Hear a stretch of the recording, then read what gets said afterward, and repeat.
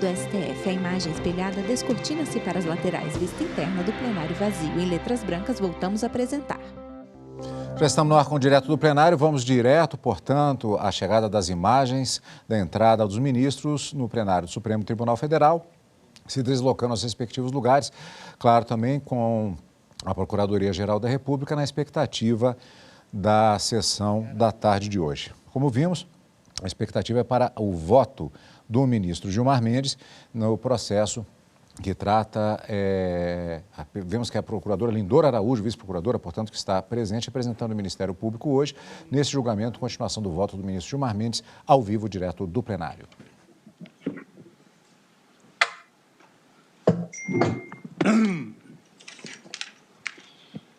Muito boa tarde a todos. Iniciaria pela saudação das nossas ministras, ministra Carmen Lúcia, nossa decana, ministra vice-presidente Rosa Weber, nosso decano, ministro Gilmar Mendes, ministro Luiz Edson Fachin. Ministro Luiz Fux, presidente do STF, senta-se ao centro da mesa em formato da letra U invertida. Nunes Marques, também no vídeo.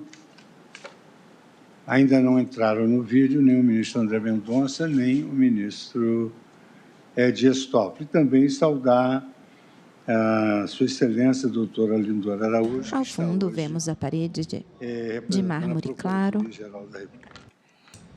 e um brasão dourado ao centro. Então, vamos dar início à sessão para a continuidade daquele julgamento, não sem antes a leitura da ata da sessão anterior, na medida em que estamos abrindo agora a 15ª sessão extraordinária do plenário do Supremo Tribunal Federal. Ata da 15ª sessão ordinária do plenário do Supremo Tribunal Federal, realizada em 25 de maio de 2022. Presidência do senhor ministro Luiz Fux, presentes à sessão os senhores ministros Gilmar Mendes, Ricardo Lewandowski, Carmen Lilian Oliveira de Souza, assessora-chefe do plenário, está em pé à direita do ministro Luiz Fux. Separados por uma divisória de acrílico. Ela tem pele clara, cabelos castanhos, mais claros às pontas, lisos e compridos. Usa uma toga preta de mangas compridas por cima do blazer branco e do vestido vermelho. Oposição, considero aprovada a ata. Então, vamos dar continuidade ao julgamento da arguição de descumprimento do preceito fundamental que iniciamos ontem. É um processo em que há o destaque da ministra Rosa Weber e Sua Excelência, o nosso decano, ministro Gilmar Mendes, iniciou o seu voto ontem e o concluirá na sessão de hoje. Então, Vossa Excelência, ministro Gilmar Mendes, Vossa Excelência tem a palavra. Boa tarde, senhor presidente, boa tarde. O ministro Gilmar Mendes senta-se à lateral esquerda da mesa em formato de letra U invertida. Ministro, presidente, começo fazendo um breve. O ministro Gilmar tem pele morena clara, cabelos grisalhos, é calvo na parte superior, usa óculos de armação preta retangular, veste a toga preta por cima do terno escuro, camisa branca, gravata azul. Que com um quadro extremamente preocupante. E com palavras de autoridades no canto locais, direito inferior da tela, vemos a janela com a intérprete de Libras. A responsabilidade por essa tragédia que nós sabemos que é um problema estrutural. Todos nós fazemos votos de que esse quadro seja superado, mas sabemos também que se o Estado do Rio de Janeiro hoje goza de alguma saúde financeira, isso se deveu à parceria que se estabeleceu com este tribunal. Do contrário, certamente teria colapsado, inclusive, em termos financeiros. De modo que é preciso que as coisas sejam ditas com muita clareza e que sejam vistas com uma STF julga processo contra a decisão do TST que condena empresas ao pagamento de horas extras para motoristas profissionais. Nós devemos, na verdade, contribuir para a superação das crises e não para ficar aí a apontar culpados ou bodes expiatórios. Pois não. senhor presidente, Vossa Excelência me permite, se o ministro Gilmar me permite, claro. Gostaria apenas de... Pede a palavra ao ministro Edson Fachin, sentado também na lateral esquerda Vossa da mesa. Excelência, os eminentes ministros, e apenas para subscrever essa perspectiva de muita preocupação que se tem e que agora foi vertida nas palavras do eminente ministro Gilmar Mendes, e que já era desde ontem também a preocupação de Vossa Excelência, de todo este tribunal, e de modo especial esta afirmação, segundo a qual este tribunal está entre as instituições que procuram soluções e não apenas imputar responsabilidades. Portanto, esta é a afirmação e os cumprimentos a Vossa Excelência e ao ministro Gilmar Mendes. Muito obrigado. Então, Vossa Excelência, ontem eu tive a oportunidade de conversar com o ministro Fachin, ele, inclusive, não teve a oportunidade de participar do evento, exatamente porque estava se reunindo com autoridades para a informação e a superação daquele problema. Eu, tendo em vista a posição que se encontra o Supremo Tribunal Federal, achei por bem não polemizar com a Polícia Militar, porque a Polícia Militar ela deve satisfações e eu estou aguardando essas satisfações. Ministro Gilmar Mendes, pode continuar. Presidente, eu tinha parado, eu já pedi que fosse distribuído voto a todos os colegas, eu tinha parado exatamente no capítulo que eu tratava da revisão dos temas 357 e 762 da repercussão geral. E digo o seguinte, feitas essas considerações, registro que o STF, em sede de repercussão geral, firmou inicialmente o entendimento no sentido de que a discussão acerca da disposição de direitos trabalhistas por instrumento coletivo de trabalho restringir-se-ia ao âmbito infraconstitucional.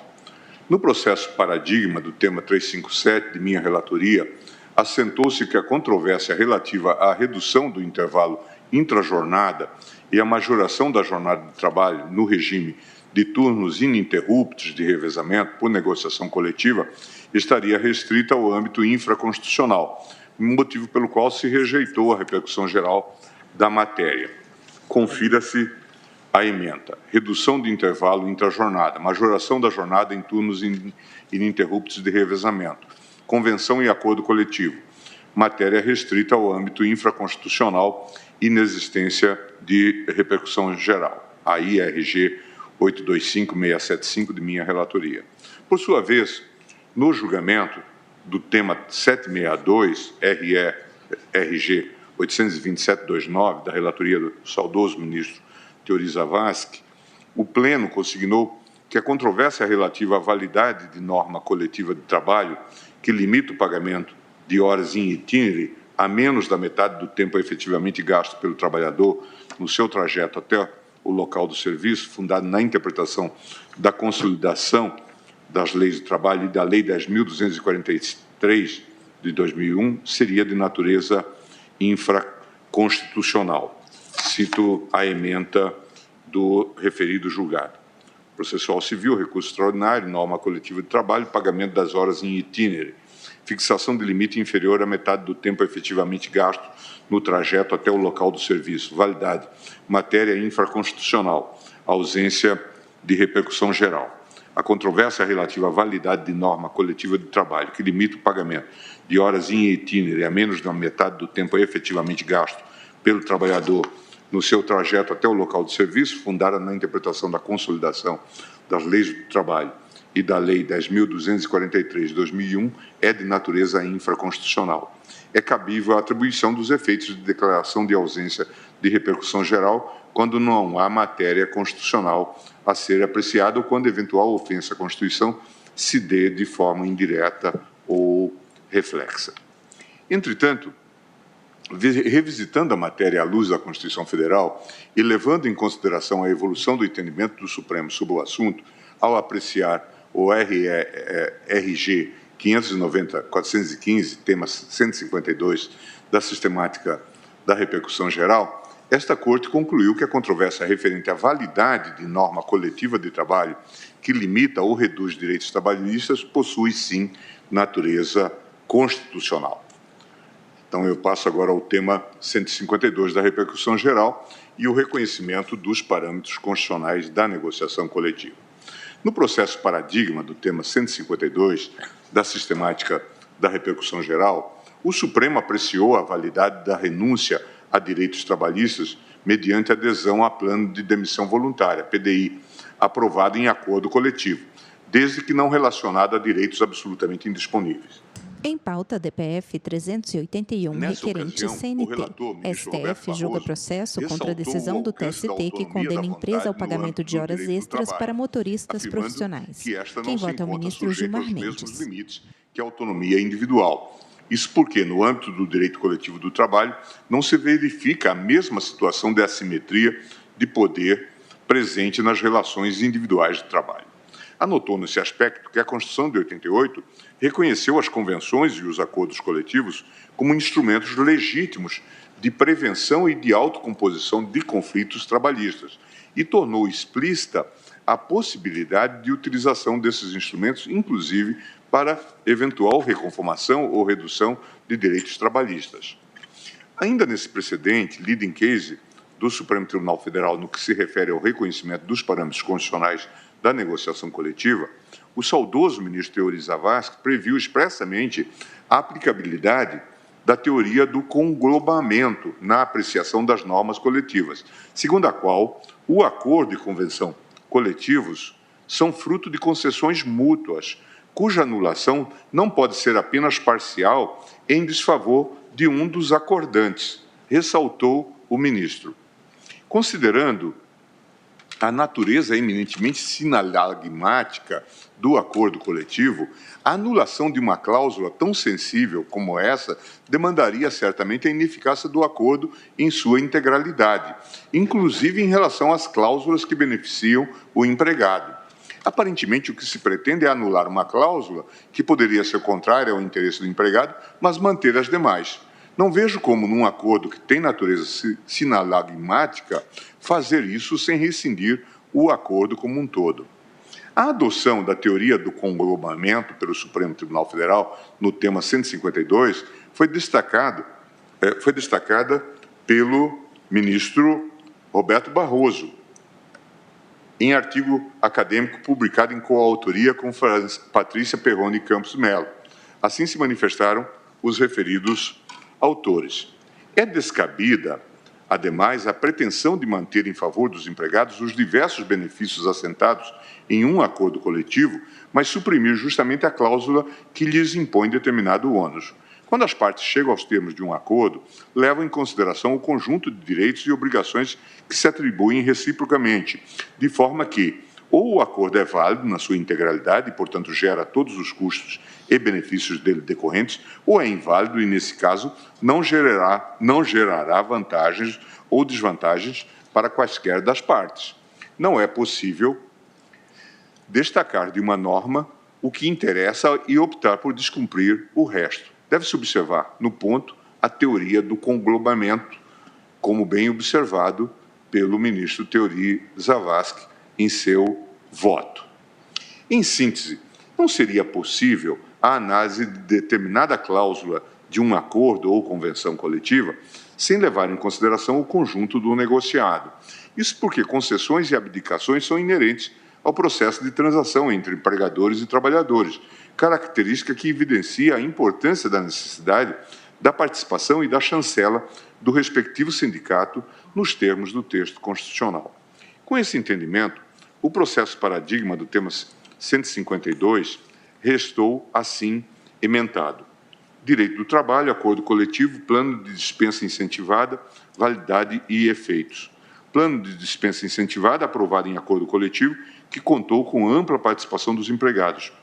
Previsão de vantagens aos trabalhadores, bem como quitação de toda e qualquer parcela decorrente da relação de emprego. Faculdade do empregado de optar ou não pelo plano. Validade da quitação ampla. não incidência na hipótese do artigo 477, parágrafo 2º da Consolidação das Leis do Trabalho, que restringe a eficácia liberatória da quitação aos valores e às parcelas discriminadas no termo da rescisão exclusivamente. No âmbito do direito coletivo do trabalho, não se verifica a mesma situação de assimetria de poder presente nas relações individuais de trabalho. Como consequência, a autonomia coletiva da vontade não se encontra sujeita aos mesmos limites que a autonomia individual. A Constituição de 88, em seu artigo 7º, inciso 26, prestigiou a autonomia coletiva da vontade e a autocomposição dos conflitos trabalhistas, acompanhando a tendência mundial ao crescente reconhecimento dos mecanismos de negociação coletiva retratada na Convenção número 98, de 1949, e na Convenção número 154, de 1981, da Organização Internacional do Trabalho. O reconhecimento dos acordos e convenções coletivas permite que os trabalhadores contribuam para a formulação das normas que regerão a sua própria vida. Os planos de dispensa, prossegue o acordo, incentivada permitem reduzir as repercussões sociais das dispensas, assegurando àqueles que optam por seu desligamento da empresa condições econômicas mais vantajosas do que aquelas que decorreriam do mero desligamento por decisão do empregador. É importante, por isso, assegurar a credibilidade de tais planos, a fim de preservar a sua função protetiva e de não desestimular o seu uso. Provimento do recurso extraordinário. Afirmação em repercussão geral da seguinte tese: a transação extrajudicial que importa a rescisão do contrato de trabalho em razão da adesão voluntária do empregado a plano de dispensa incentivada enseja quitação ampla e restrita de todas as parcelas objeto do contrato de emprego, caso essa condição tenha constado expressamente do acordo coletivo que aprovou o plano, bem como dos demais instrumentos celebrados com o empregado. RE 590-415, da relatoria do ministro Roberto Barroso.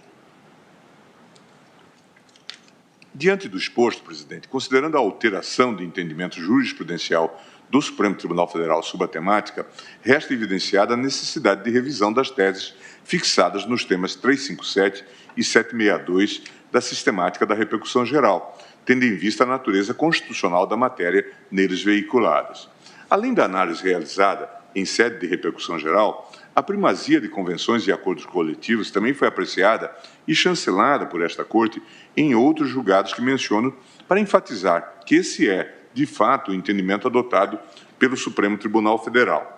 STF julga processo contra a decisão do TST que condena empresas ao pagamento de horas extras para motoristas profissionais. Quem vota é o ministro Gilmar Mendes. Em que, discutida a validade de acordo coletivo de trabalho que dispunha sobre as chamadas horas em itinere, julgamento digno de ser mencionado em razão da argumentação, então, realizada. RE, agravo regimental 895-759, da relatoria do ministro Teori Zavascki. No caso, o recorrente firmar acordo coletivo com o sindicato da categoria para que fosse suprimido o pagamento das horas em itinere e, em contrapartida, fossem concedidas outras vantagens aos empregados, como fornecimento de cestas básicas, seguro de vida e pagamento do salário família, além do limite legal. No entender do Tribunal Superior do Trabalho, essas horas integrariam núcleo de direitos indisponíveis aos trabalhadores. Em seu voto, entretanto, o ministro Teori Zavascki consignou que a própria Constituição admite que as normas coletivas de trabalho disponham sobre salário, artigo 7º, 6º, e sobre jornada de trabalho, artigo 7º, 13 e 14, inclusive reduzindo temporariamente a remuneração e fixando jornada diversa da constitucionalmente estabelecida. O relator entendeu que a verba paga pelas horas em itinere possui natureza salarial, tendo em vista ser devida em razão do período em que o empregado é transportado, a cargo do empregador, até local de trabalho de difícil acesso ou não servido de transporte regular. Concluiu que a questão se vincula diretamente a salário e a jornada de trabalho, temáticas em relação às quais a Constituição autoriza expressamente a elaboração de normas coletivas de trabalho, artigo 7º, inciso 13 e 14. Sobre o tema, o ministro Teori Zavascki também citou observações pertinentes realizadas pelo ministro Ives Gandra da Silva Martins Filho, do TST. Eu transcrevo. A jurisprudência do TST, que foi consolidando em torno das horas em itinere, principalmente o último inciso da atual súmula 90, parece ter olvidado alguns dados fáticos de relevo, que justificam a possibilidade de flexibilização das normas legais que trouxeram para o bojo da CLT o que era a tendência jurisprudencial, quais sejam: a esmagadora maioria dos trabalhadores brasileiros utiliza transporte público para ir ao trabalho, tendo de enfrentar filas e esperas prolongadas, ou vai em condução própria, sujeita às vicissitudes do trânsito, pagando pelo transporte e gastando tempo enorme que não é computado na jornada de trabalho, tal como previsto como regra na primeira parte do parágrafo 2º do artigo 58 da CLT. Aqueles que, por circunstâncias relativas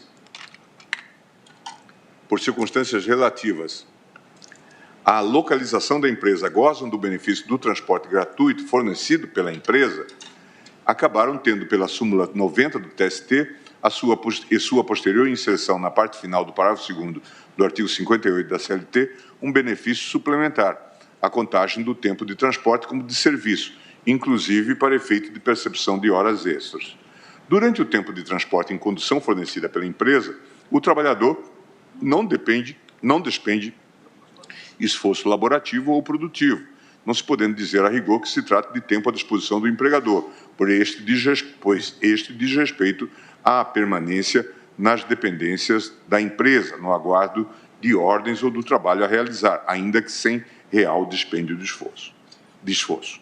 O acordo do RE, agravo regimental 895759, da segunda turma, restou assim emendado: trabalhista, agravos regimentais, no recurso extraordinário, acordo coletivo de trabalho, transação do cômputo das horas em itinere na jornada diária de trabalho, concessão de vantagens de natureza pecuniária e de outras utilidades.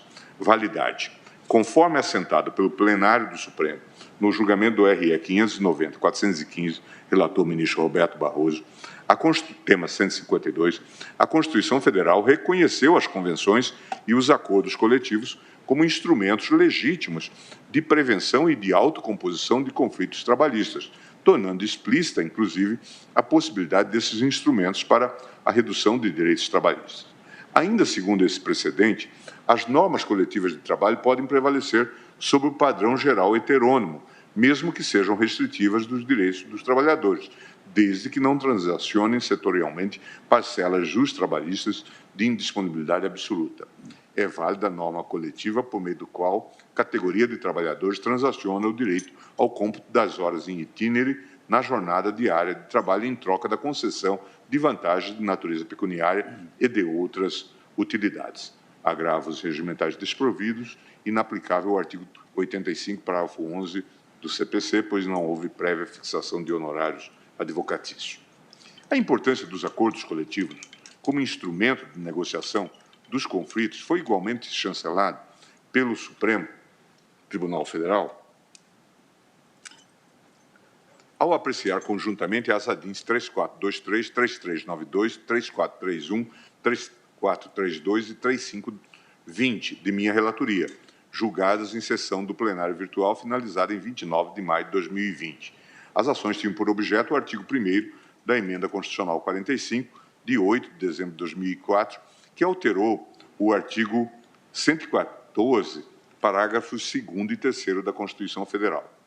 Ao analisar a exigência de mútuo acordo para instauração de dissídio coletivo, inserida na nova redação do parágrafo 2º do artigo 114, que diz: recusando-se qualquer das partes à negociação coletiva ou à arbitragem, é facultada às mesmas, de comum acordo, ajuizar dissídio coletivo de natureza econômica, podendo a Justiça do Trabalho decidir o conflito, respeitadas as disposições mínimas legais de proteção ao trabalho, bem como as convencionadas anteriormente.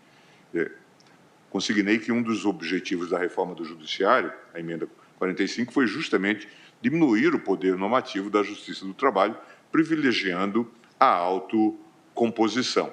O próprio debate parlamentar, durante o processo de aprovação da PEC, assim o demonstra, evidenciando a relevância conferida à prevalência da vontade da negociação coletiva. E, conforme relatado pelo ministro Ives Gandra Martins Filho, em publicação acadêmica sobre o tema então mencionado, A emenda constitucional número 45, de 2004, erigiu como pressuposto específico de ajuizamento de dissídio coletivo perante a Justiça do Trabalho o comum acordo entre as partes. A vontade do Constituinte derivado foi claríssima nesse sentido, conforme se pode verificar dos debates que se travaram em torno da inclusão da expressão no parágrafo 2º do artigo 114 da Constituição Verbis. E aí transcrevo uma manifestação do então parlamentar Gerson Pérez. O Partido Progressista Brasileiro tem um argumento muito simples, curtinho mesmo. O fundamento da reforma do Judiciário é aceito também na economia processual. Queremos evitar o entulho, o volume maior que sufoca a tramitação dos processos, e essa expressão ajuda nisso. Não vemos nada demais se realmente a parte, de comum acordo, encontrar solução para os seus problemas. Como também, se não houver acordo entre as partes, estaremos impedindo que uma delas prossiga na demanda, de forma que encaminhamos o voto sim. Inocêncio de Oliveira. Senhor presidente, discutimos com o nobre deputado Vivaldo Barbosa, que tem a melhor das intenções. Se olharmos o início do texto, para depois dizermos que só podemos fazer isso em comum acordo, vamos forçar sempre o entendimento. Vamos fazer com que as partes cheguem ao entendimento. Caso contrário, ao retirarmos isso, vai haver tantos litígios que a demanda na Justiça vai ser tão grande que não compensaria a retirada do texto. Por isso, o PFL, para a manutenção do texto, recomenda o voto sim. Depois veio a manifestação do deputado Berzoini. Quero esclarecer que uma das teses mais caras ao Partido dos Trabalhadores é a luta contra o poder normativo da Justiça do Trabalho. Acreditamos que a negociação coletiva se constrói pela vontade das partes.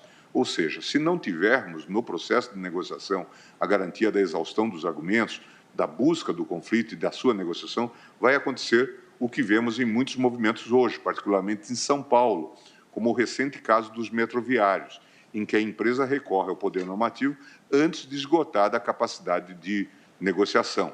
Portanto, na nossa avaliação, manter a expressão de comum acordo é uma forma de garantir que haja exaustão do processo de negociação coletiva. O Partido dos Trabalhadores vota pela manutenção da expressão, combatendo o poder normativo da Justiça do Trabalho, que hoje é um elemento de obstáculo à livre negociação coletiva. E prosseguia. Assim, Berzoini, interpretação que levasse à negação da exigência só se faria por voluntarismo jurídico, por ir contra a literalidade do expresso texto de norma constitucional, sobre cujo conteúdo cabe ao Supremo dar a última palavra, o que não condiz com o regime democrático republicano de separação dos poderes, já que o Poder Judiciário estaria se sobrepondo à vontade expressa dos representantes eleitos do povo. Essa vontade, conforme já demonstrado acima, foi precisamente a de se estimular a negociação coletiva mediante a limitação do poder normativo da Justiça do Trabalho. E, prosseguindo ainda, o deputado Berzoini dizia, no direito comparado, são raros países que, como o Brasil, adotam formas impositivas de solução dos conflitos coletivos de trabalho, limitando-se a Austrália, Burundi, México, Nova Zelândia e Peru, já que a intervenção estatal, através de jurisdição impositiva em matéria coletiva, tem notórios inconvenientes, enfraquecimento da liberdade negocial, desconhecimento real das condições do setor, demora nas decisões, generalização das condições de trabalho, incompatibilidade com a democracia pluralista e representativa e maior índice de descumprimento da norma coletiva. No caso, restou entendido que, na composição da resolução de conflitos coletivos, deve ser privilegiada a normatização autônoma, evitando a imposição do poder estatal. O acórdão ficou emendado nos seguintes termos. Ação direta, artigo 1º da emenda 45, na parte em que deu nova redação ao artigo 114, parágrafo 2º e 3º da Constituição Federal, necessidade de mútuo acordo para ajuizamento do dissídio coletivo. Legitimidade do MPT para ajuizar dissídio coletivo em caso de greve em atividade essencial. Ofensa aos artigos 5º, inciso 35, 55 e 78 e 60, parágrafo 4º da Constituição. Inocorrência. Condição da ação estabelecida pela Constituição. Estímulo às formas alternativas de resolução de conflito. Limitação do poder normativo da Justiça do Trabalho. Violação aos artigos 7º, 26 e 8º, 3 e ao princípio da razoabilidade. Inexistência. Recomendação do Comitê de Liberdade Sindical da Organização Internacional do Trabalho. Indevida intervenção do Estado nas relações coletivas de trabalho. Dissídio coletivo não impositivo. Reforma do Poder Judiciário que visa dar celeridade processual e privilegiar a autocomposição. Importância dos acordos coletivos como instrumento de negociação dos conflitos. Mútuo consentimento. Precedentes. Ação direta de inconstitucionalidade julgada improcedente. Ante o exposto, presidente, constata-se que a jurisprudência desta Corte não apenas se firmou no sentido de reconhecer a validade de acordo ou convenção coletiva de trabalho, ainda que disponha sobre a redução de direitos trabalhistas, como também enfatiza a importância da autonomia da vontade em sua negociação. Agora, já encaminhando para o final, presidente, eu trago a questão do ato lesivo da ADPF 381. Em relação à arguição de descumprimento de preceito fundamental, ora apreciada, seu objeto está fundado em reiteradas decisões do TST e de tribunais regionais de trabalho que declararam inválidos dispositivos de convenções coletivas pactuadas entre transportadoras e motoristas para condenar empregadores ao pagamento de horas extras e de horas trabalhadas em dias de descanso em situações ocorridas antes da vigência da Lei Federal 12.619 de 2012. A CNT especifica, em sua petição inicial, que a Lei 12.619 de 2012 passou a disciplinar os direitos e os deveres dos motoristas profissionais, ao introduzir a seção 4A do Serviço do Motorista Profissional na consolidação das leis trabalhistas.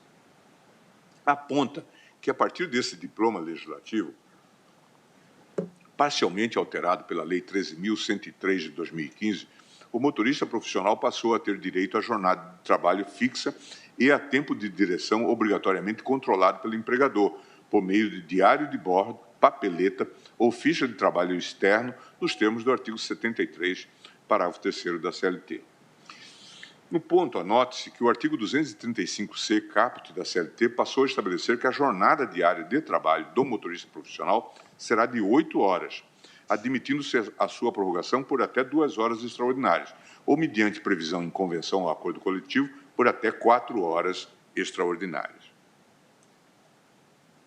A requerente narra que, até a introdução dessa previsão formal, motoristas que conduzissem o veículo a uma distância específica do município, da sede ou da filial da transportadora, estavam submetidos, por meio de dispositivo de instrumentos coletivos, ao artigo 62 do Código Trabalhista, que exclui do regime típico do trabalho empregados que exercem atividade externa incompatível com a fixação do horário de trabalho, devendo tal condição ser anotada na carteira de trabalho e previdência social e no registro de empregados.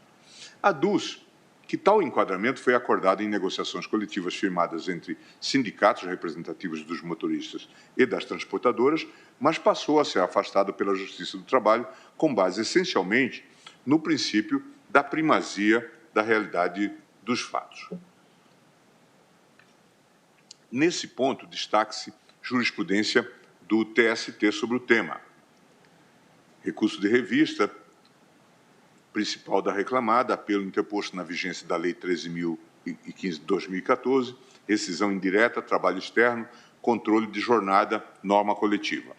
A existência de norma coletiva enquadrando o empregado como trabalhador externo, por si só, não tem o condão de estabelecer tal situação fática.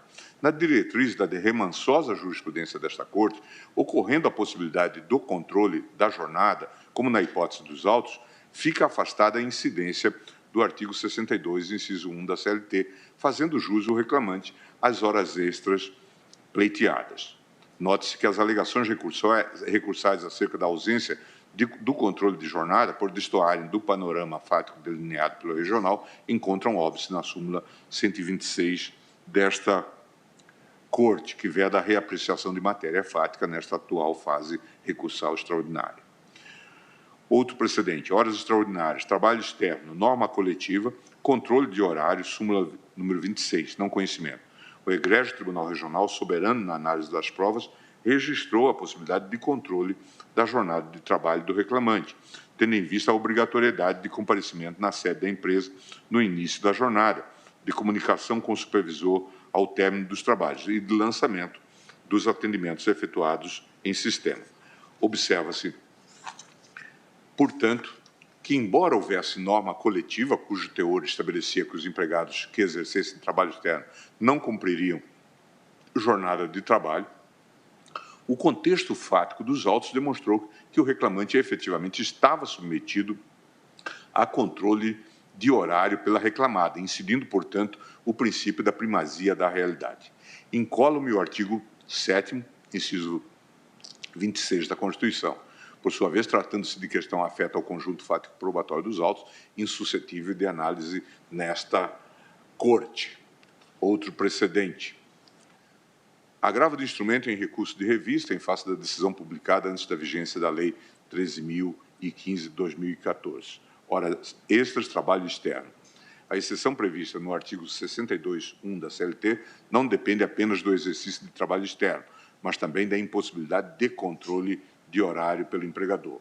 No caso, o acórdão regional registrou o monitoramento dos caminhões via satélite, sendo possível, inclusive, o bloqueio do veículo caso saísse da rota.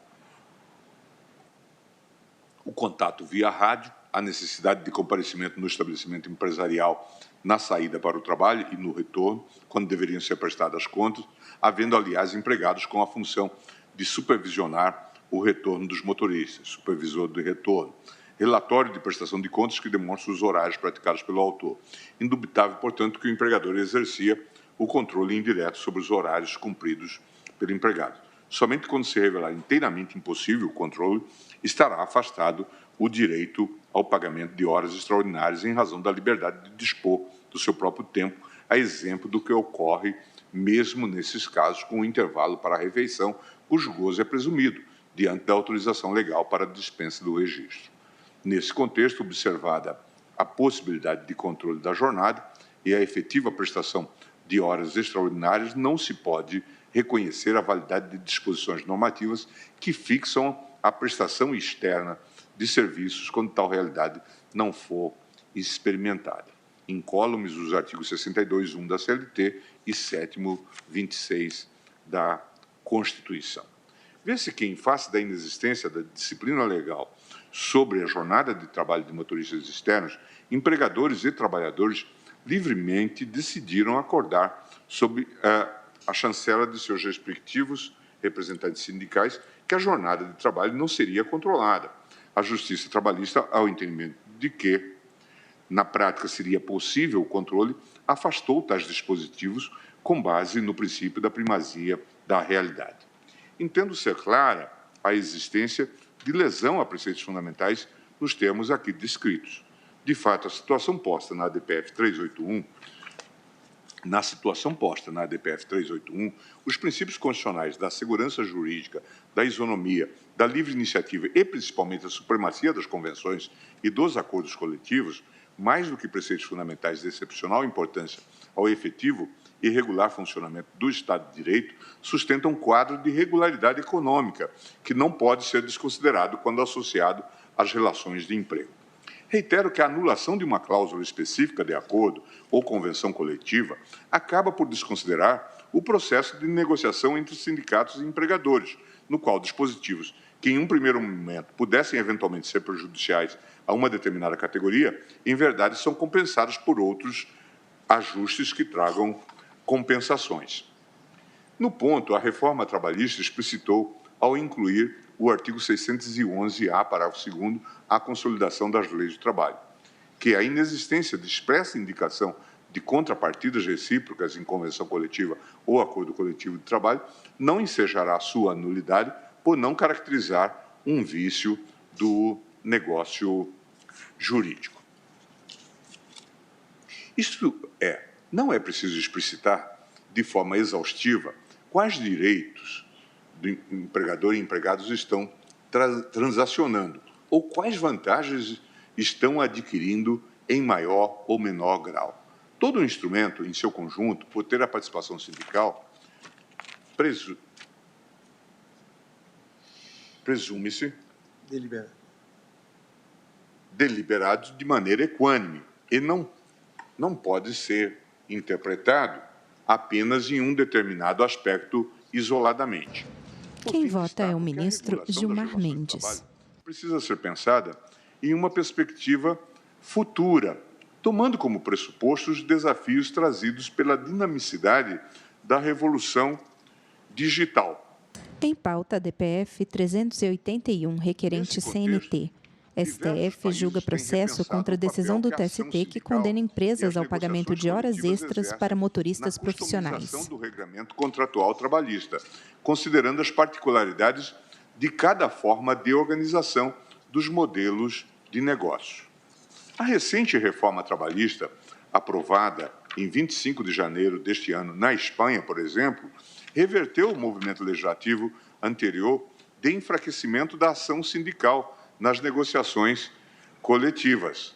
Sobre esse ponto, o professor Antônio Bailos, da Universidade de Castilha-La Mancha, Ciudad Real, chega a destacar como aspectos positivos da reforma os seguintes, e isso foi citado ontem: a eliminação da possibilidade de que acordos coletivos fixem salário abaixo da convenção coletiva, a recuperação da prorrogação do conteúdo do acordo até que um novo seja firmado e a garantia de direitos mínimos nas convenções coletivas referentes à terceirização de serviços são aspectos que devem ser valorizados positivamente, pois permitem aos sindicatos melhor posição diante do desenvolvimento dos elementos substanciais da relação de trabalho, como salários e tempo de trabalho, bem como de outros conteúdos relacionados à organização do trabalho e da empresa, concretizados a partir da negociação coletiva. Faço essas considerações apenas para que não percamos de vista que o equilíbrio quanto à normatividade das negociações individuais e coletivas deve ser ponderado diante da dinâmica trazida pelas novas relações de trabalho. Este é um desafio, aliás, que percorrerá de forma transversal a atuação desta Corte em temas trabalhistas nos próximos anos. Ainda ontem, presidente, eu chamava a atenção para esse fato. Durante a pandemia, certamente, muitos empregos foram mantidos graças às convenções coletivas, né, com possível redução de vantagens ou salários, mas se permanecia no emprego. É fundamental que se tenha essa percepção.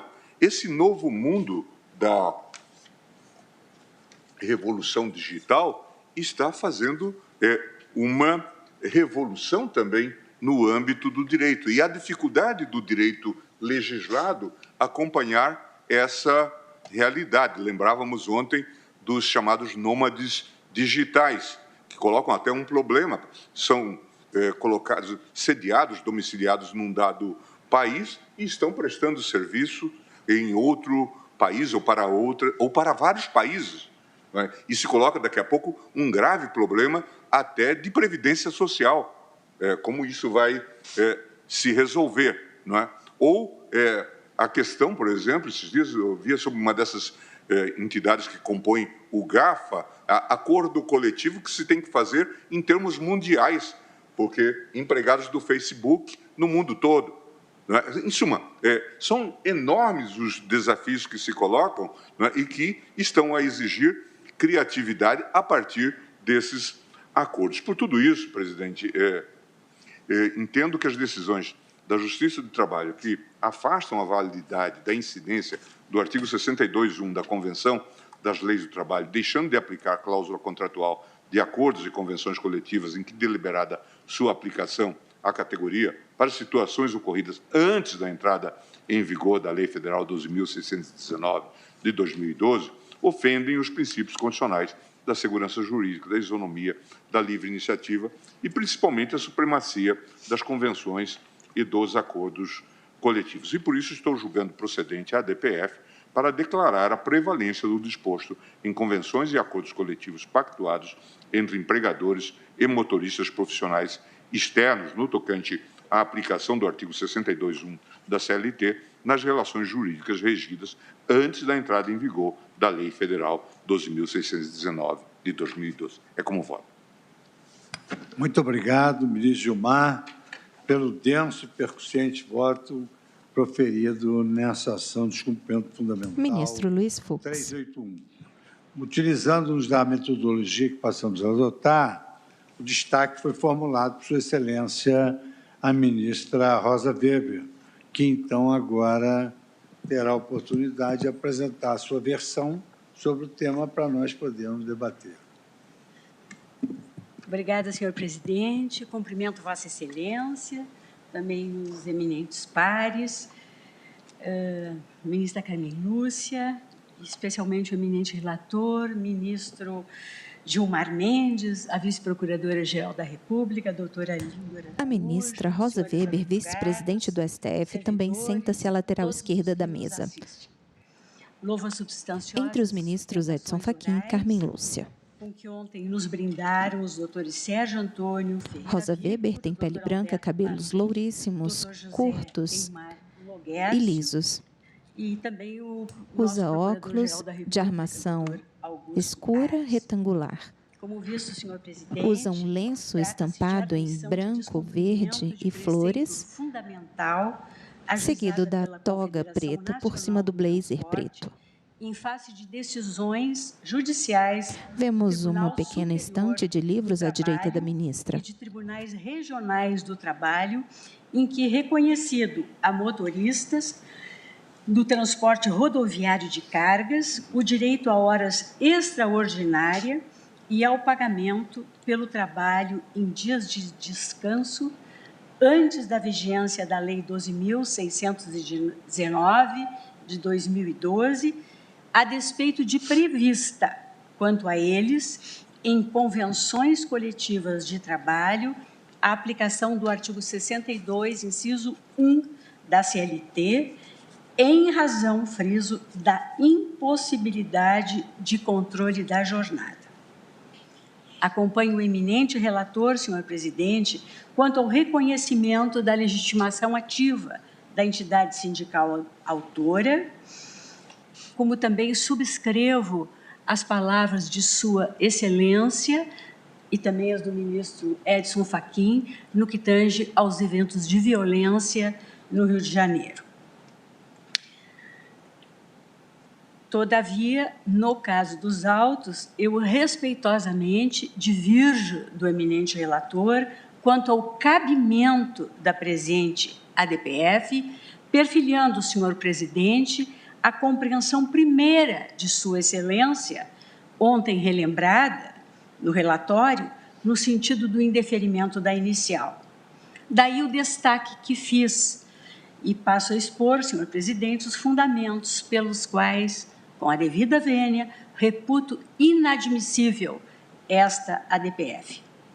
Todos sabemos que a admissão de descumprimento de preceito fundamental desempenha a específica e excepcional função de evitar a falta de outro meio efetivo, a perenização de comportamentos estatais, seja de natureza normativa, seja administrativa ou jurisdicional, contrários a um identificável núcleo de princípios e regras tidos como sustentáculos da ordem constitucional estabelecida.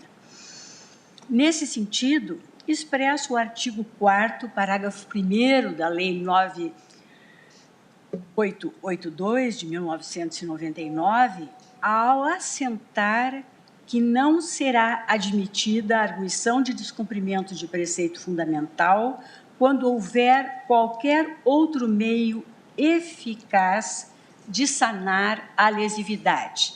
É o requisito da subsidiariedade.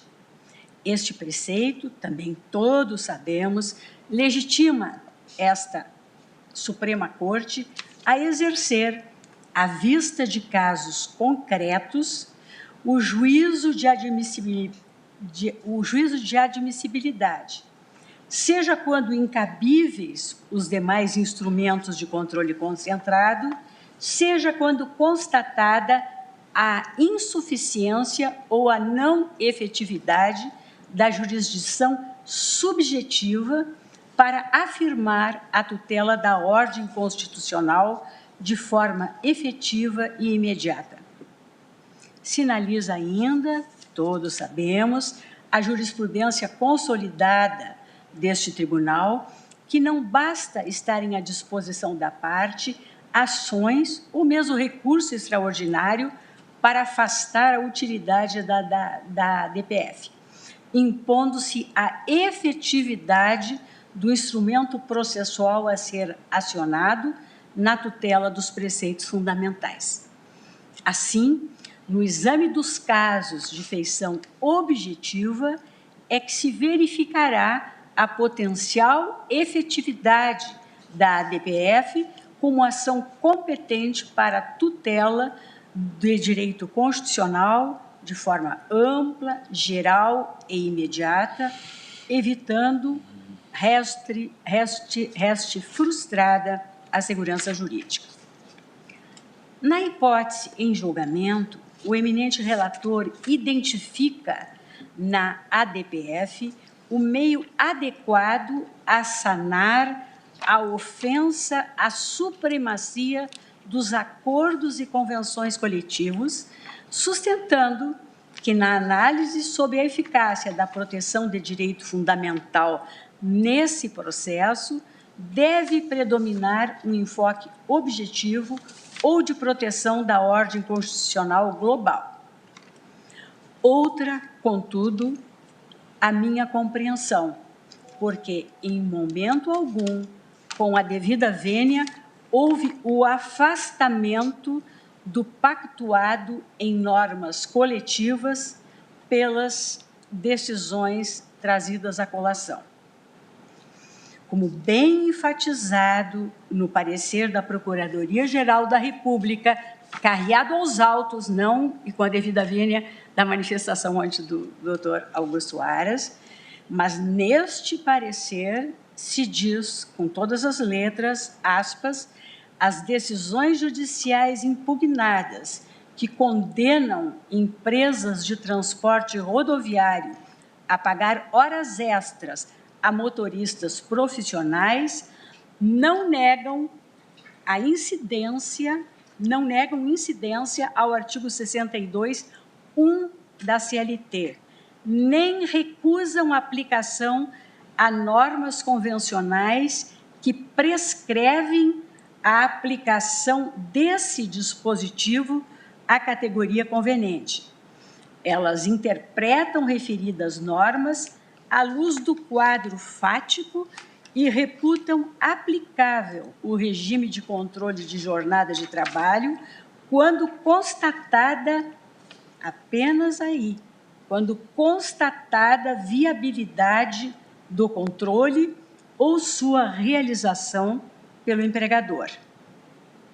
Com efeito, digo eu, a controvérsia posta, na verdade, não se estabelece no plano objetivo do antagonismo entre a ordem constitucional e uma tese jurídica, consubstanciada, seja em ato normativo, seja em lei, ou, no caso, em interpretação judicial, comportando as decisões impugnadas revisão, se o caso, pelos recursos próprios, até porque, como a própria autora registra, e o doutor Sérgio Vitor enfatizou ontem da tribuna, sobreveio específica regulamentação do trabalho dos motoristas profissionais na legislação infraconstitucional, e todos sabemos as razões para tanto, em especial a segurança de todos nas estradas,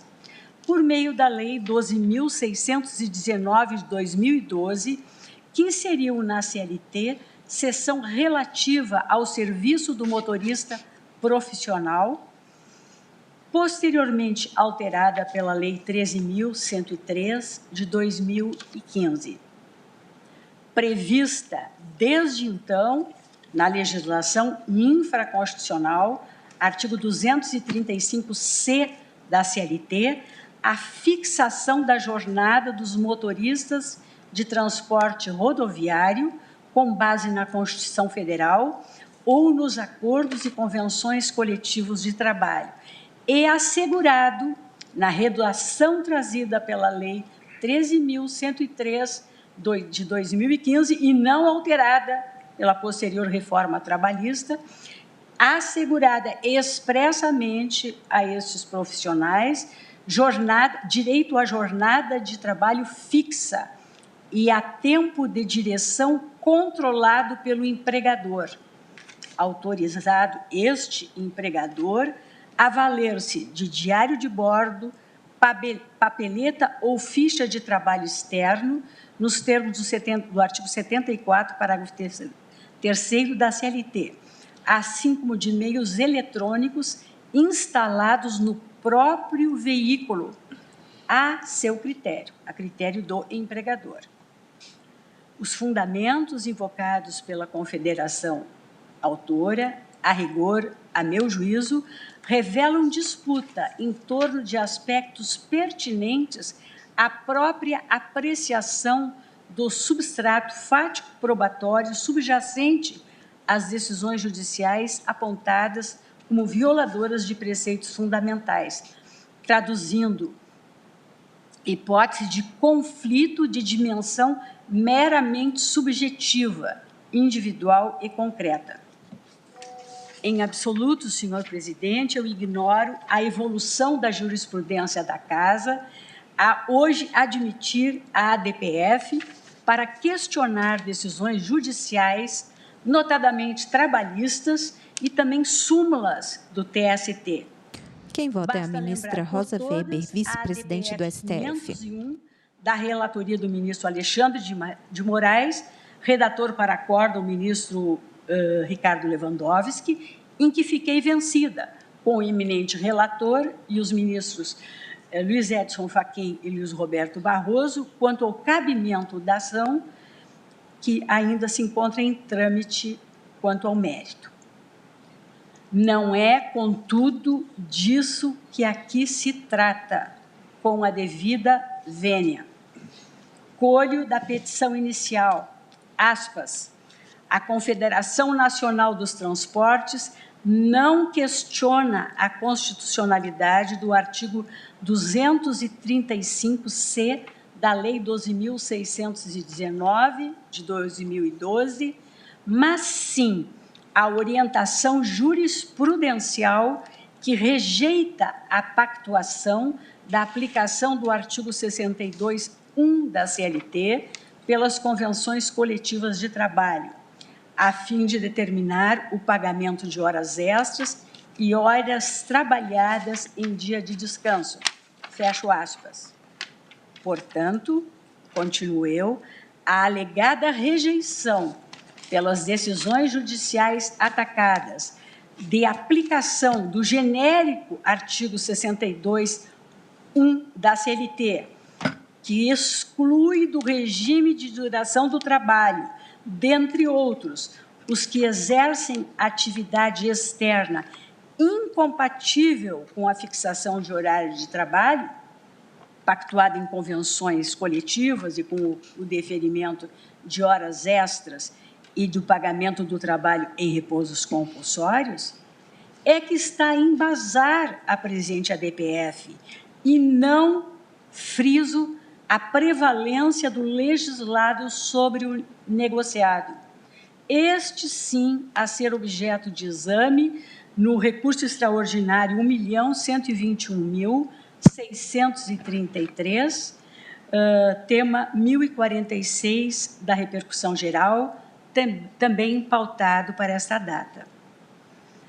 Nas decisões invocadas nesta ADPF, o que observo é o Poder Judiciário julgar a lide com base nos elementos fático-probatórios colhidos e a partir de atividade hermenêutica que lhe é própria no tocante ao artigo 62.1 da CLT, norma de regência aplicável segundo as cláusulas convencionais e cujo conteúdo não prescinde de delimitação pelo órgão do Poder Judiciário.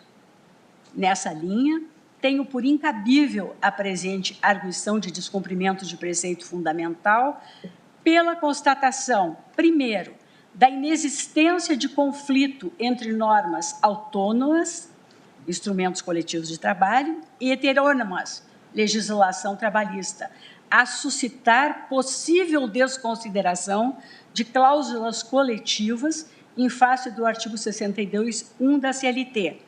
Ao contrário, as decisões impugnadas ajustam-se ao teor das convenções de trabalho pertinentes, traduzindo mera exegese do artigo 62.1 da CLT. Segundo, constatação de que se trata de insurgência fundada em discussão quanto aos elementos fáticos probatórios das decisões questionadas, enquanto reputaram evidenciada a inobservância, em cada caso concreto, de requisito previsto nas próprias cláusulas coletivas, ao se remeterem ao artigo 62.1 da CLT, para a configuração da atividade externa hábil a afastar a incidência das normas relativas à duração das jornadas e, por consequência, a possibilidade de concretização de lesividade a direito fundamental de forma estritamente objetiva. Em pauta, a DPF 381, requerente CNT. STF julga processo contra a decisão do TST que condena empresas ao pagamento de horas extras para motoristas profissionais. Vota a ministra Rosa Weber. Em que, controvertida a validade da supressão ou redução por meio de acordo ou convenção de coletiva de trabalho do direito às horas in itinere, positivado no parágrafo 2º do artigo 58 da CLT, dispositivo esse inserido pela Lei 10.243 de 2001 e posteriormente alterado pela Lei da Reforma Trabalhista, ou seja, diversamente do que ocorre lá, o objeto desta arguição de descumprimento de preceito fundamental circunscreve-se à subsunção das cláusulas coletivas ao caso concreto, sem que configurado conflito em relação à norma heterônoma trabalhista.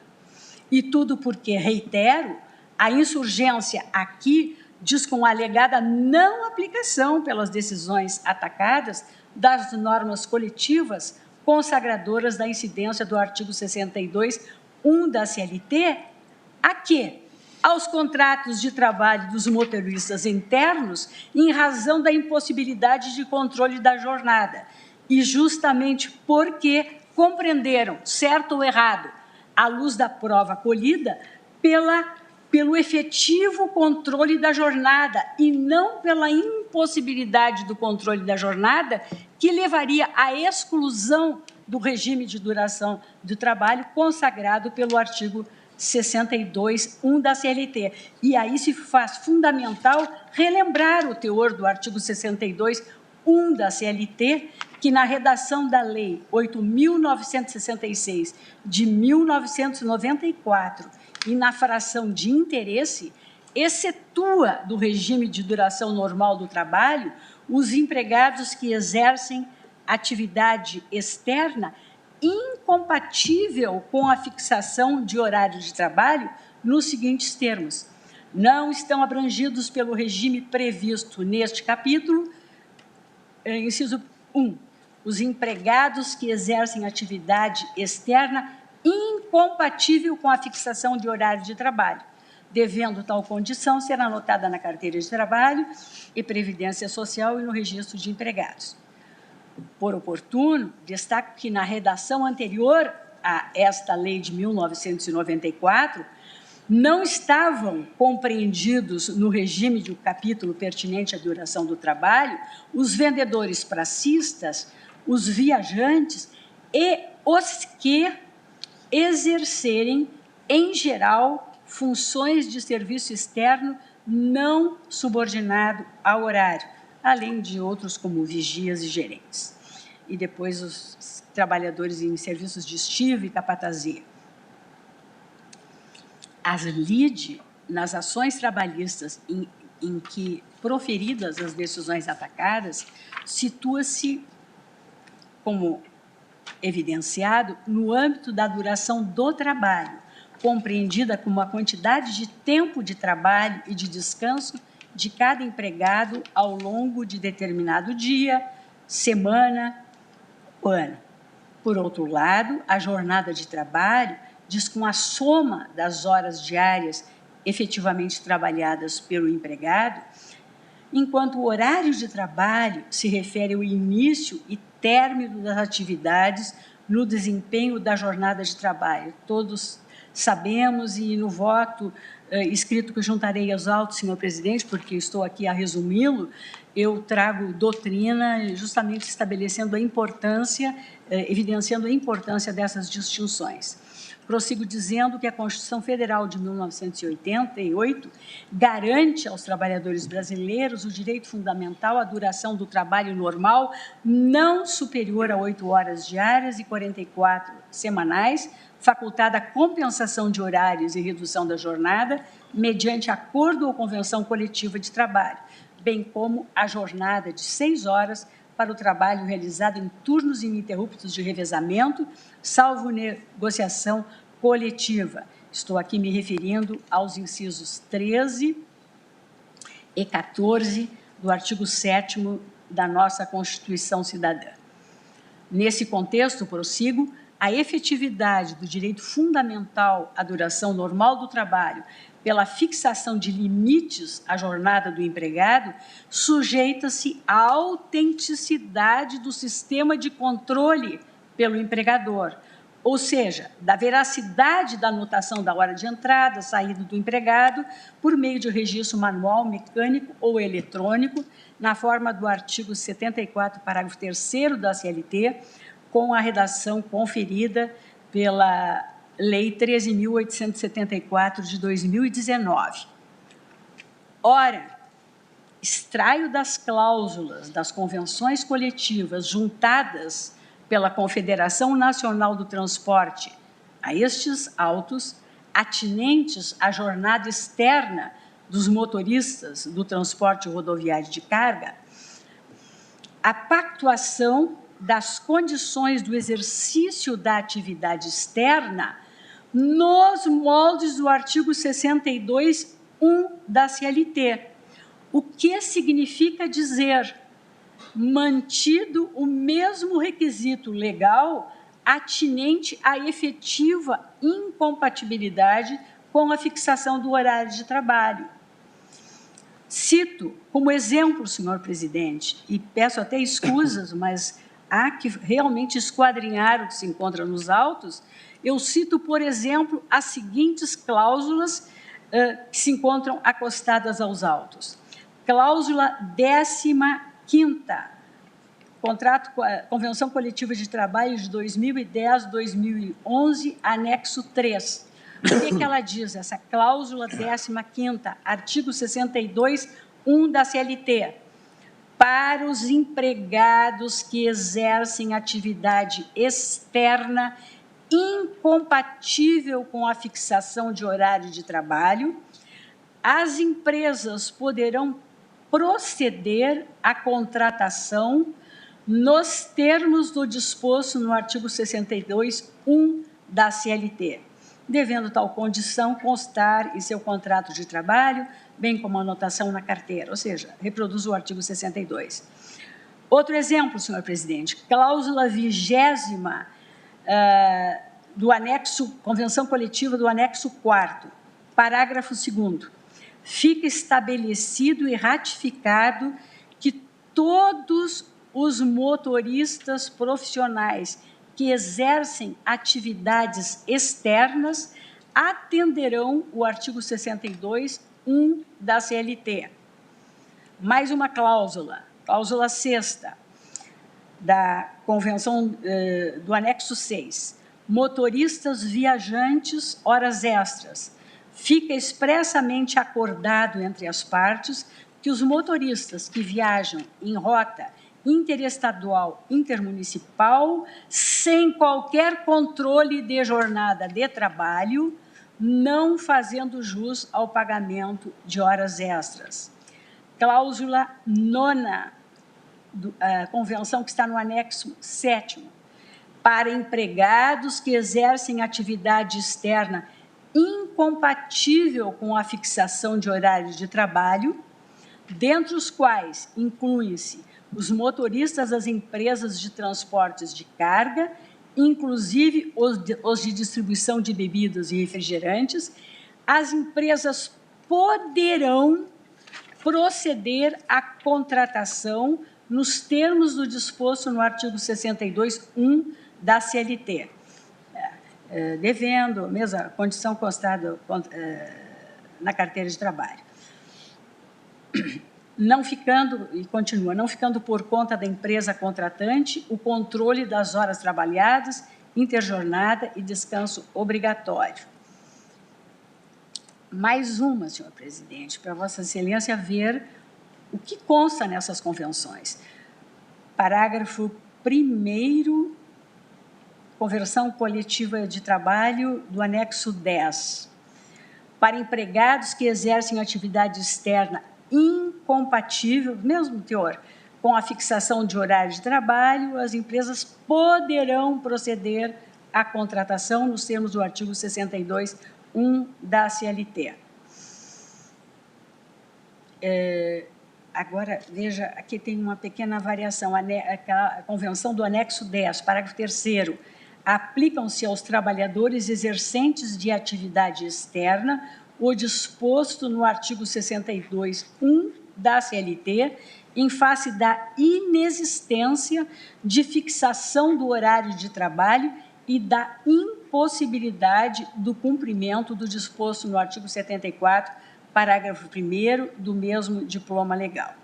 Tenho outros exemplos, mas não vou cansá-lo, senhor presidente.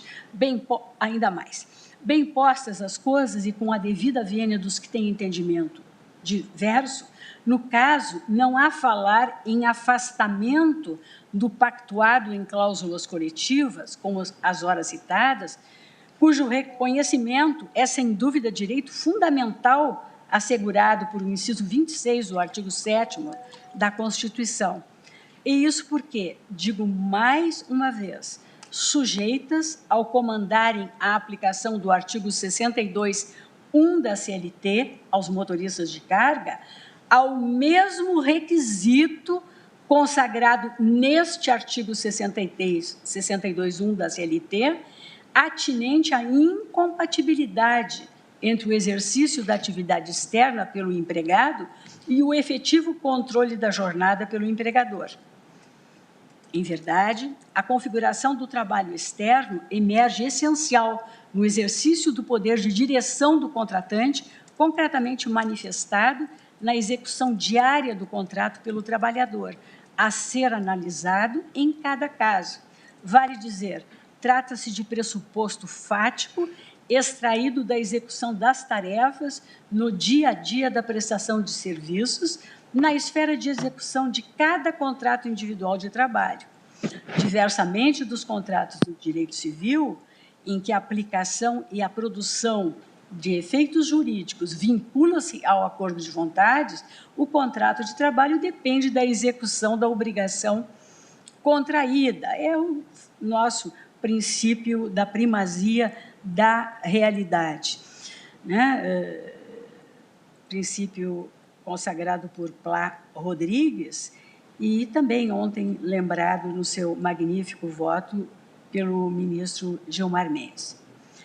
Nesse contexto, prossigo, consideradas tanto a norma heterônoma do artigo 61 da CLT, quanto a norma autônoma contida nas convenções coletivas entabuladas pelas categorias, a pretensão reducionista de classificar a priori a atividade exercida pelo motorista de transporte de cargas, peremptoriamente negada qualquer possibilidade de subsunção dos fatos à norma, implica, na minha compreensão, menoscabo a direitos fundamentais do trabalhador, notadamente direito à limitação da jornada e pagamento das horas extraordinárias, previsto no artigo 7º da Constituição Federal, com chancela de fraude à legislação trabalhista. significa negar ao trabalhador o direito de acesso ao Poder Judiciário para alcançar a definição da realidade em que se deu a prestação de serviços. E aqui eu me reporto ao artigo 5º, inciso 35, e ao artigo 114, inciso 1 da nossa Lei Fundamental. Desse modo, prossigo, fundamentado o conjunto de decisões impugnadas nos elementos probatórios, depoimentos testemunhais colhidos naquelas ações, sistema de rastreamento do veículo via satélite, aparelho celular, constantes contatos telefônicos, rotas pré-estabelecidas ou roteiros de viagens, relatórios de viagens com horário de saída da empresa, ficha de tráfego semanal, são os exemplos, que evidenciaram o efetivo controle da jornada pelo empregador em inobservância do requisito previsto nas próprias normas coletivas para a configuração da atividade externa, enquanto essas cláusulas convencionais determinam a aplicação do artigo 62.1 da CLT, como passo a demonstrar aqui por excertos dessas decisões. E eu vou me limitar aqui a uma leitura rápida de alguns desses excertos. Eu digo, além disso, a testemunha obreira foi categórica ao afirmar a existência de controle direto na ativação dos motoristas, conforme o seguinte trecho de seu testemunho, aspas, que para efetuar qualquer parada tinha de informar no rastreador, que se não avisasse, quando abrisse a porta, bloqueava o caminhão, que era necessário digitar no rastreador o início e término da jornada de trabalho, que os dados do rastreador eram controlados pela primeira reclamada. A realização do controle foi confirmada, prossegue a decisão, pelos depoimentos dos prepostos da empresa, que assim afirmaram, preposto da primeira reclamada, que a segunda reclamada passa a programação das entregas do dia subsequente por volta das 16 horas, e a primeira reclamada faz a escala dos motoristas, que os motoristas saem diariamente com uma programação a cumprir. Já o preposto da segunda reclamada disse que a segunda reclamada elabora e determina toda a previsão de entrega a ser realizada no dia subsequente pela primeira reclamada, que todos os motoristas cumprem plano de entrega, comprovando ainda o uso de rastreador e a existência de controle, a própria testemunha patronal, senhor Gilberto Lino Barbosa, que assim dispôs, que quando chega na segunda reclamada, marca seu horário e depois do carregamento, anota seu horário de saída, que a programação de trabalho é de 12 horas, computados os intervalos, que somente devem avisar o rastreador na parada para almoço, porque o caminhão fica vazio. Consignou ainda que o rastreador registrava todas as paradas do autor, evidenciando ainda mais o total controle acerca de sua jornada. Esse excerto é uma decisão... Em pauta, a DPF 381, requerente CNT. STF julga processo contra a decisão do TST que condena empresas ao pagamento de horas extras para motoristas profissionais. Vota a ministra Rosa Weber. E aqui eu continuo transcrevendo os elementos probatórios em que essas decisões se estrearam para, em consonância com as cláusulas convencionais, examinando o artigo 62.1 da CLT, concluírem pela sua inaplicabilidade no caso concreto. Prossigo, senhor presidente, dizendo, me encaminhando ao final, considerada a controvérsia atinente ao exercício de atividade externa pelo motorista rodoviário de carga, a tutela da garantia ao reconhecimento das convenções e acordos coletivos de trabalho, diante das cláusulas coletivas entabuladas com a categoria profissional, possui relação de interdependência com a tutela do direito fundamental a duração da jornada de trabalho, ambas materializadas na cotidianidade da execução do contrato individual do trabalho, tanto pelo empregador quanto pelo empregado, no que diz com a inexistência de efetivo controle da jornada. E esse é precisamente o sentido do princípio da primazia da realidade no direito do trabalho, a que me referi, e aqui eu transcrevo a lição de Mário de La Cueva, que é externada na clássica obra Princípios de Direito do Trabalho, de Américo Plá Rodrigues, a que também me referi. Vale dizer, continuo no caso, a concretização da violação do preceito fundamental situa-se no plano subjetivo de aplicação da norma coletiva aos casos concretos, a afastar a subsidiariedade e a relevância do interesse público. E aqui eu me reporto à DPF 33, medida cautelar sobre a relatoria do eminente ministro Gilmar Mendes, lá em 2004. Concluo que não se configura dimensão ampla, geral e imediata na concretização jurisdicional dos apontados direitos fundamentais, afastada a possibilidade de se estabelecer lesividade de forma estritamente objetiva, pressuposto de cabimento da ação de descumprimento de preceito fundamental. Transcrevo magistério jurisprudencial, precedentes da Corte, aqui no caso estou me reportando especificamente o ministro Edson Fachin, a DPF 145, julgamento por este plenário em setembro de 2017, de onde colho, a controvérsia já se encontra resolvida de forma eficaz e geral pela via sistemática da repercussão geral, como pretendia, mediante essa DPF, a parte arguente, embora de forma contrária a seus interesses. E aqui que interessa, o que corrobora a prescindibilidade dessa DPS para a resolução de casos concretos e individuais. E observo que nessa trilha também se manifestou, né, a PGR, no parecer escrito, né, dizendo que dos fundamentos da petição inicial vê-se a utilização da demanda objetiva com propósito de defesa de interesses individuais e concretos das empresas de transporte rodoviário afetadas em situações individuais por interpretação veiculada em decisões judiciais de que discordam.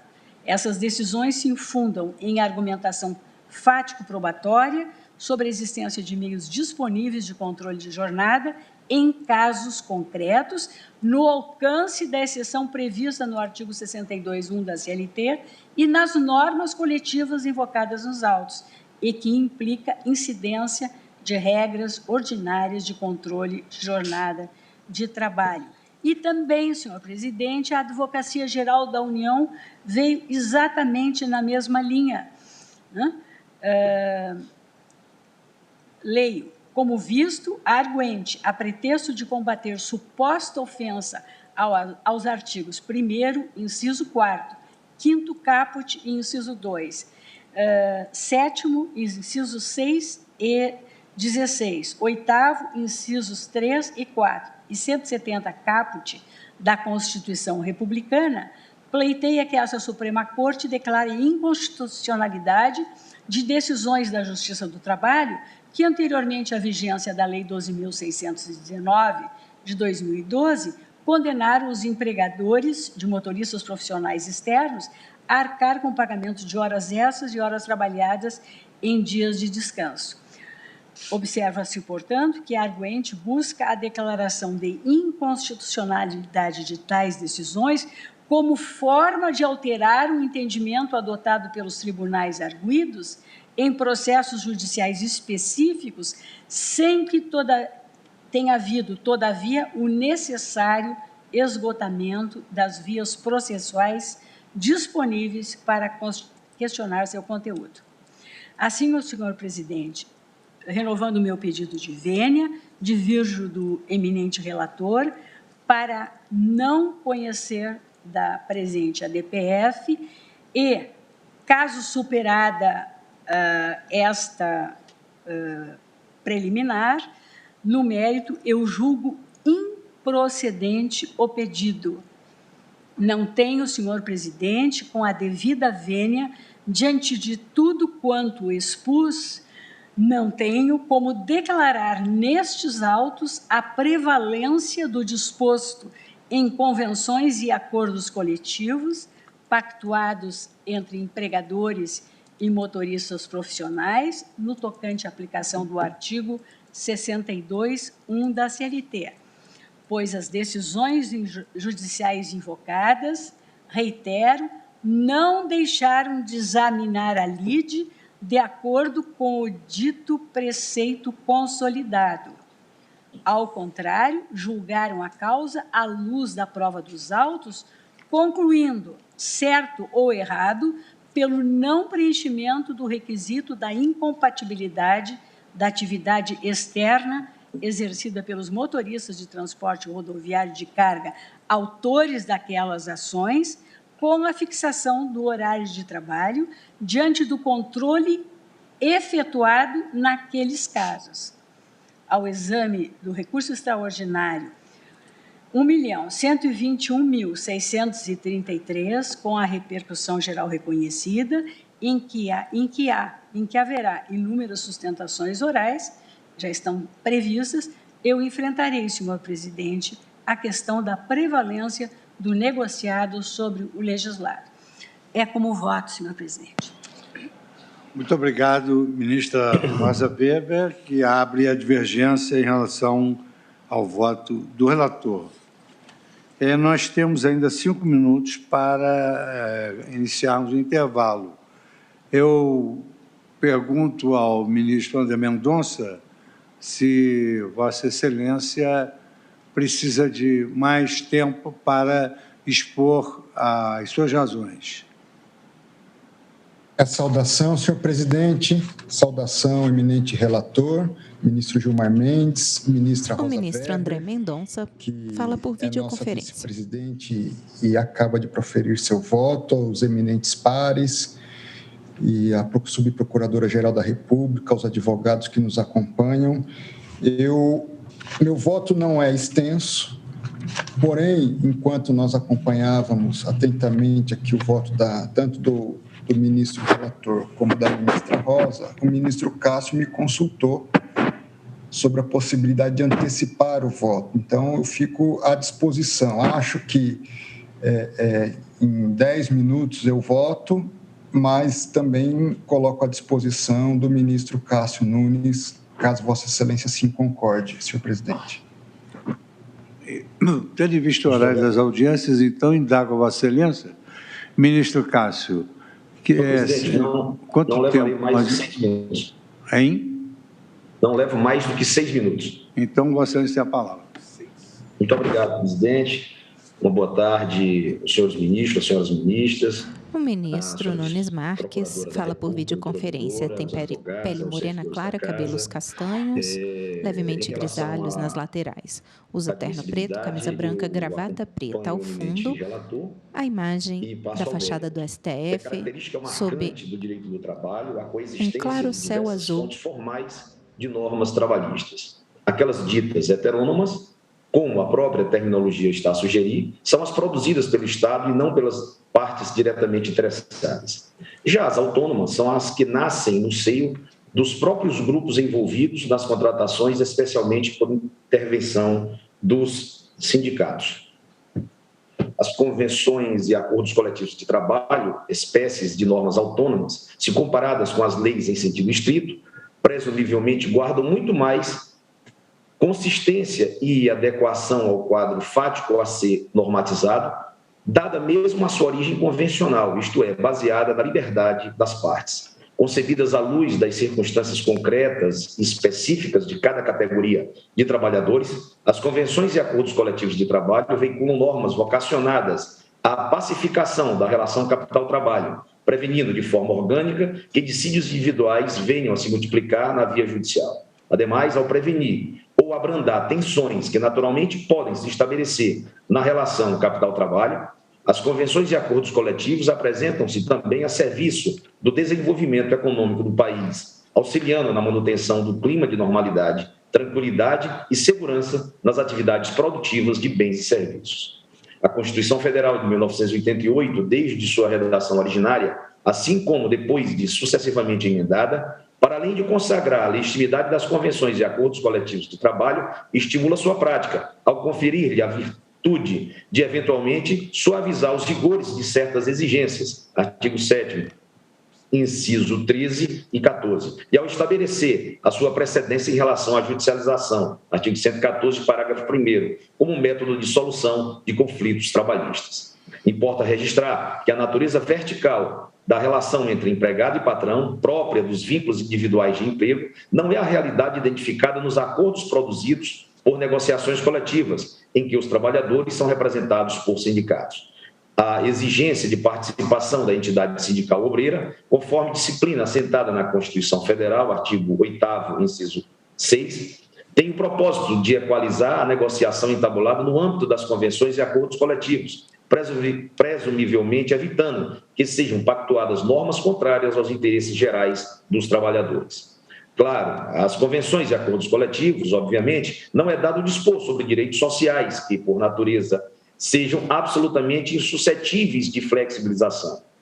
À guisa de exemplo, seriam nulas e facilmente afastadas por decisões judiciais cláusulas negociais que fixassem remuneração inferior ao salário mínimo para a jornada de trabalho normal ou férias anuais remuneradas com menos de 30 dias, haja vista a previsão de normas constitucionais cogentes em sentido contrário. Mas, afora isso, há muita coisa que pode ser feita por negociação coletiva. No julgamento do RE 590-415, tema 152 da repercussão geral, o relator ministro Roberto Barroso, o tribunal enfatizou a existência de um amplo espaço de negociação no qual a autonomia coletiva pode operar.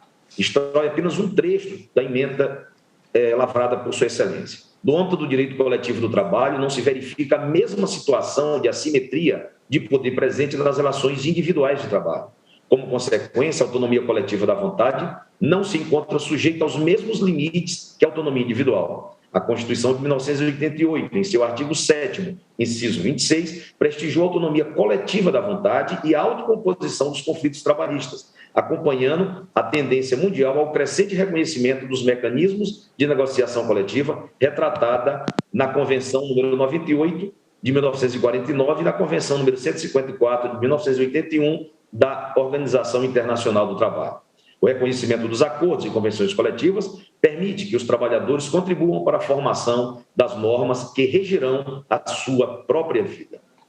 Volto eu. Não se pode perder de vista o fato de que as cláusulas constantes das convenções ou acordos coletivos de trabalho fazem parte de um todo, de sorte que cada uma delas se justifica como causa ou como consequência das demais. Perdas e ganhos se justificam mutuamente numa negociação que melhor se ajuste às circunstâncias financeiras e econômicas aferíveis no ambiente produtivo a ser por ela disciplinado.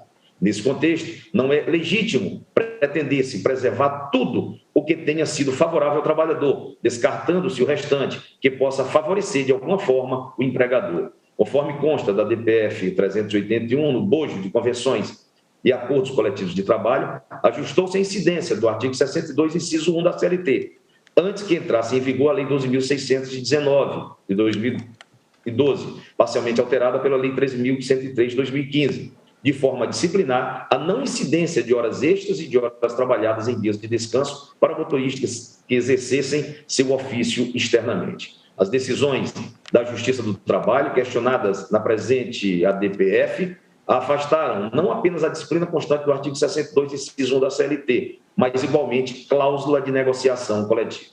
Ora, o não pagamento de horas extras na hipótese e de horas trabalhadas em períodos de descanso, presumivelmente estão em articulação com as demais cláusulas negociadas coletivamente, que, de alguma forma, compensaram os motoristas externos pela perda desse benefício legal.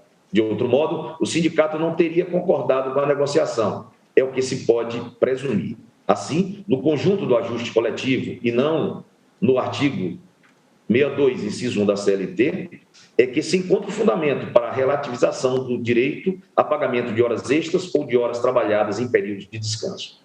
Com a devida vênia, a Justiça do Trabalho neste ponto. E talvez a principal causa desses equívocos resida justamente na aplicação de princípios paternalistas que só se justificariam para a interpretação de cláusulas incertas em contratos individuais de trabalho, mas não numa negociação coletiva. As decisões impugnadas a pretexto de dar aplicação ao princípio da primazia da realidade resultaram na mutilação de convenções de acordos coletivos de trabalho, em manifesto desrespeito a preceitos fundamentais da Constituição Federal, em especial da segurança jurídica, que decorre do devido processo legal em sentido substancial, assim como da precedência das convenções ou acordos coletivos de trabalho sobre a solução judicial. Por todas essas razões, a disciplina negocial coletiva é válida e eficaz no que diz respeito ao não pagamento das horas in itinere, não podendo ser afastada por decisão judicial que aplique disciplina supostamente mais favorável ao empregado, assentada em premissas típicas de direito individual do trabalho e sem considerar todo o conjunto das circunstâncias que deram ensejo à negociação coletiva. Então, pedindo a mais respeitosa vênia à nossa vice-presidente, ministra Rosa Weber, eu acompanho integralmente o voto do relator. Anoto o resultado e suspendo a sessão pelo tempo regimental de 30 minutos.